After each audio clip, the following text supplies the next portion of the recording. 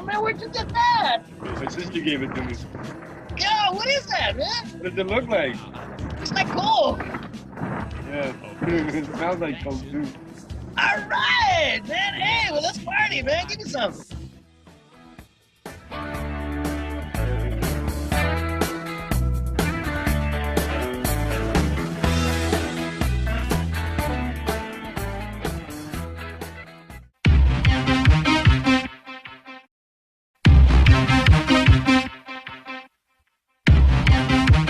What? Whoa.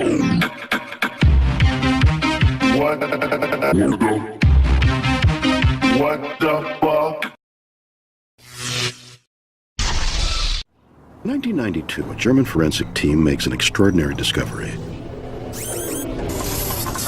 Inside several 3,000-year-old Egyptian mummies, they find what appears to be evidence of a hardcore narcotic not present in Egypt until the late 19th century. Outrageous hoax? Or is the impossible true? The ancient Egyptians are a constant source of fascination. An extraordinary civilization that gave us the pyramids, Sphinx, and the dark mysteries of the mummies. But new research has unearthed shocking evidence that may present them in a different light and leads us to ask, what was really going on in the Valley of the Kings? It would open a big can of worms for the scientific community. Recent advances in forensic science have enabled us to dig deeper into our past than ever before. But what could it tell us about the lives of people who lived 3,000 years ago? Could forensics unlock the secrets of the ancient Egyptians? Searching for clues, the German forensic team began the chemical analysis of fragile and priceless ancient mummies. They're amazed by what they find. Inside hair and tissue samples, they discover evidence of cocaine. The mystery begins with the coca plant from which cocaine derives, found only in South America. The plant is not native to Africa, so how did South American cocaine get into Egyptian mummies? Bernard Ortiz de Montellano is a medical anthropologist. Like many in the academic community, he questioned the findings. I was very skeptical and knew I would have to look at the original literature and do some research myself.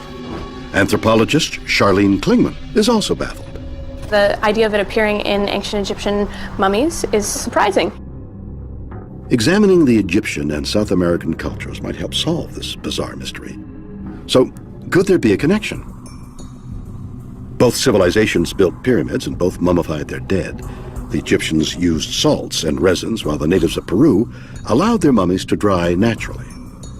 But were the Peruvians using cocaine 3,000 years ago?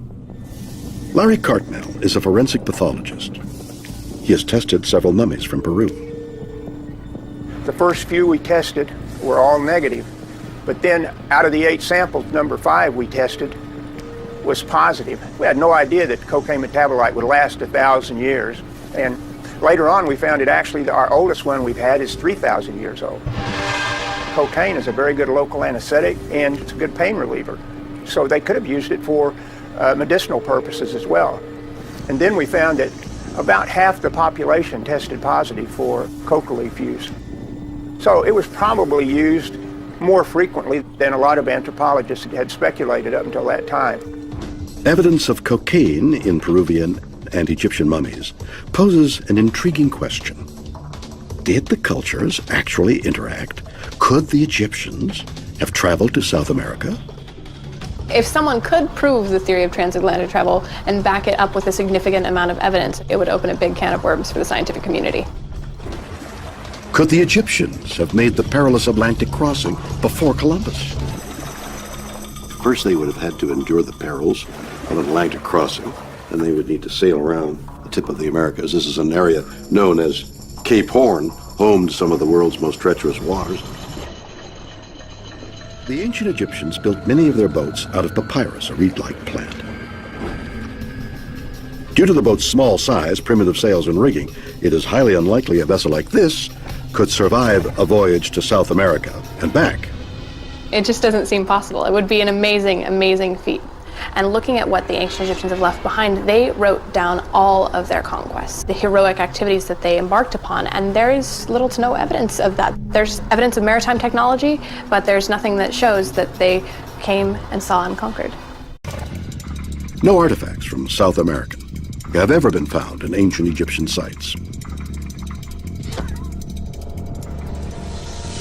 One would think that if they made contact with the South Americans, things like corn or other cultural commodities would have returned with them, and that's just not appearing in the archaeological record. So you have no record in the New World, you have no record in the Old World. There is no record in Egypt of a trip that mentions cocaine or going to the New World or going in a reed boat anywhere. There just hasn't been anything to support the theory that these ancient individuals were making contact, were actually making successful journeys across the Atlantic. You have to be doing 200-300 round trips a year to get that much coca leaf into the Egyptian population. So right there, you have an enormous number of assumptions. The mystery deepens. If there was no way for cocaine to have crossed the ocean, why was it found in Egyptian mummies? Could have been a lab contamination, it could have been a transfer contamination. Any number of the mummies that you would see in a museum today have traveled beyond getting buried in their tombs. There's plenty of opportunities for contamination to occur. If it was housed in, for say, a crate that might have been used to hold something else at one point in time, there's opportunities for trace contamination there. The 19th century was a golden age in archaeological exploration. The rediscovery of lost and ancient civilizations captured the public's imagination. The idea of ancient Egypt was a sensation. It was as popular as our blockbuster films today. People had an interest in it. They were reading about it. They were studying it. They had a vested interest in this culture. They wanted a part of it. They wanted it as close to them as in their own homes. For the European elite, owning an Egyptian mummy was a must-have status symbol. And a lot of the ancient Egyptian collections that are out there have been housed in people's homes throughout the years. Coffins, mummies, funerary objects. A lot of it comes from private collections. In those days, rich people and nobles and kings had collections of all kinds of things. They would collect strange animals and shells and minerals and, weird things. And among one of the things they'd like to collect was Egyptian mummies. And they'd have these collections of their own private little museums, which they would use on social occasions to take people and show them their collection. The archaeological methods of the time were very unsophisticated, often allowing modern debris to become trapped next to the mummified remains. By the late part of the 1800s, cocaine was introduced into Europe and commonly used as a medicine. Is it possible these mummies somehow became contaminated during this time? It's a conceivable situation. Conceivable but improbable. The evidence of cocaine found by the forensic team had been ingested into the body through eating or inhalation. These traces then became incorporated into body tissue and hair while alive. Brief contact couldn't produce the same result, plus the team had carefully washed their samples to remove any contaminants. So the mystery lives on. How did these drugs end up inside these ancient bodies? Well, perhaps these mummies weren't from ancient Egypt at all. During the time period when ancient Egyptian mummies were being sold as a commodity, there is an opportunity for scam artists to get on board and create fake mummies in order to turn a profit. So fake mummies were being produced and sold abroad to individuals seeking something glamorous and interesting. What they got might have been something different than what they paid for. And so there's enormous demand for mummies. And as I said, in Egypt, there weren't that many mummies available. And so what you would do is the enterprising people would go out there and get linen, and they wrap up some cadaver. So a fake mummy is one that has been made in the 19th century and then sold as an authentic mummy. And the argument that some people would make is these fake mummies, in fact, were contaminated. But the mummies examined by the researchers aren't fake. They've been certified genuine by the museum where they reside. So, for now, it seems unlikely we will ever know the truth of the cocaine mummies. The researchers have never let anyone else test their samples, and evidence of cocaine in other Egyptian mummies has yet to be found. At the end of the day, the scientific community is left with a lot of open-ended questions. There's a lot of things that have yet to be answered. For now, this is all we've got.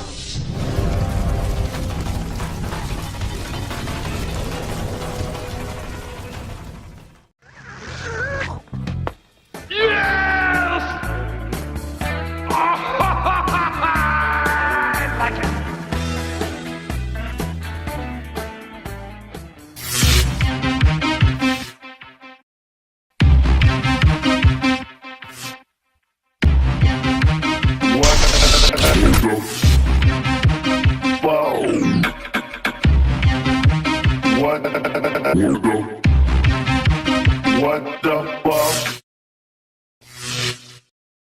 Hey man, look. Oh, man, where'd you get that? My sister gave it to me. Yo, what is that, man? What does it look like? It's like coal. Yeah, it smells like coke too. All right, man. Hey, well, let's party, man. Give me some.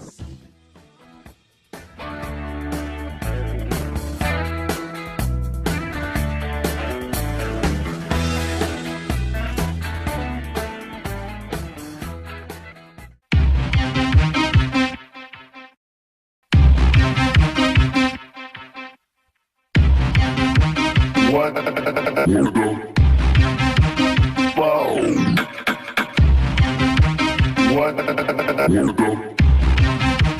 What the fuck? In 1992, a German forensic team makes an extraordinary discovery. Inside several 3,000-year-old Egyptian mummies, they find what appears to be evidence of a hardcore narcotic not present in Egypt until the late 19th century. Outrageous hoax? Or is the impossible true? The ancient Egyptians are a constant source of fascination. An extraordinary civilization that gave us the pyramids, Sphinx, and the dark mysteries of the mummies.